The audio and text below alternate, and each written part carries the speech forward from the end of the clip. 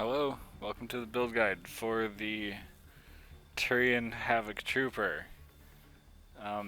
Not a class I'd recommend using. Oh, this build sucks. Just like this character. Let's take a look at it. We're not going to take anything in turbocharge. There's a lot of turbocharge builds that like equip revenants and things like that.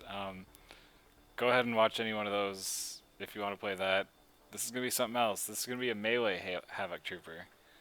We're not going to take any of the aerial stuff out of here, really. We don't really even care about our weapon. We're going to be using Incinerate and Flak and punching stuff. But like I said, this is a bad character.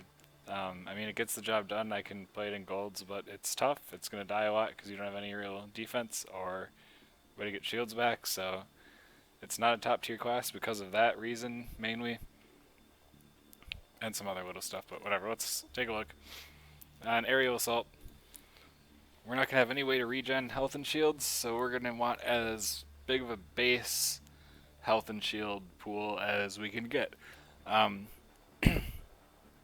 we're not going to need to hover. We're going to be punching stuff. So take those shields. Rank 5. We're not going to be really caring about all that air stuff. Let's take melee damage and a bigger area of effect when we do a jumping melee.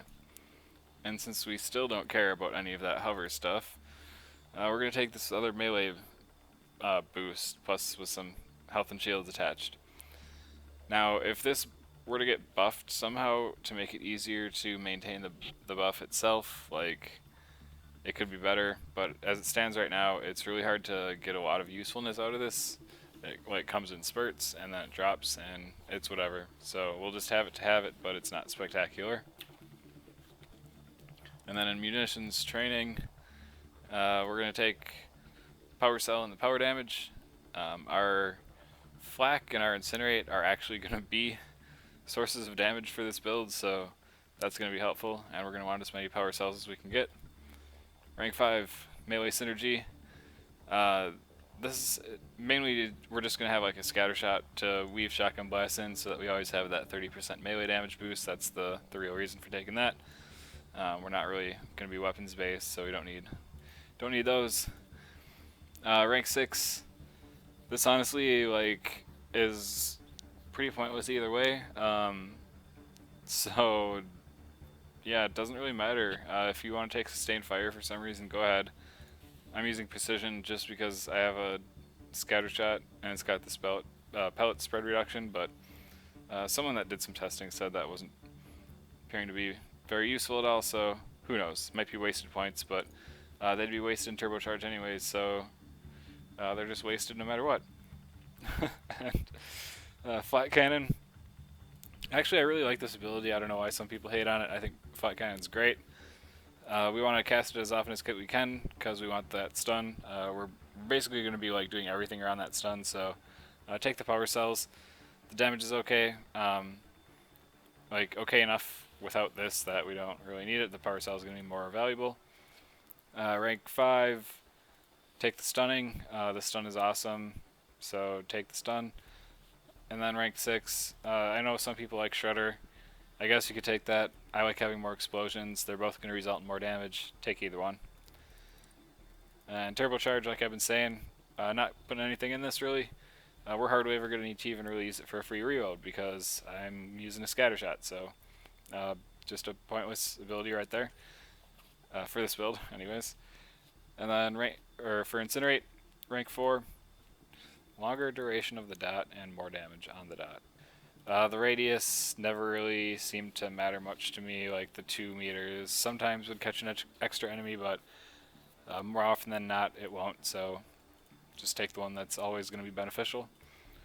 Rank 5, the initial damage is whatever, so let's take some bonus damage to armor. It'll increase both the initial damage and the dot when you're fighting an armored target, and that's who we're really going to be leaving it on to burn the most anyways, so might as well take that. And double incinerate for the rare occasion that you can hit 2, might as well have it. Don't really care about detonations.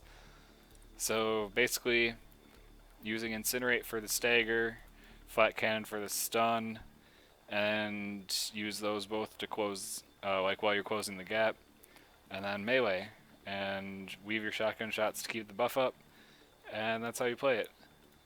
For consumables, you're definitely going to want the strength enhancer, and I like to run with a power capacity mod. That way I get more flat cannons, more stuns, and I hit harder with my melee. Do a lot of the jumping melee since you have the increased radius on it, and plus you can hit multiple targets at a time, so just jump into crowds, hit everyone since your melee is going to hit for a decent amount. And you actually will do good damage, but you're gonna die. So just be prepared for deaths. Be prepared to use consumables, and be prepared to die again, because yeah, this class dies because it has no way to get shields back. We are going to use a Juggernaut shield for the the melee damage and the bonus shields, and a scatter shot so that we can have the melee enhancer. And I think that's a barrel mod that I got on it, just to help out with the damage a little. So, I mean, sometimes the class is fun to play when you're not dying, but this class definitely needs a buff, because it doesn't really have a viable spec that stands above the pack. Both this and the turbocharged spec, there are better versions of their respective builds on other classes. So maybe BioWare will change that, but for now, play the class for fun, but don't expect too much from it. There's a gameplay video that'll be linked into the description, so check it out if you just want to see it in action without having to play it yourself, because it's kind of torture to play. But that's that. Thanks for watching, and see you next time.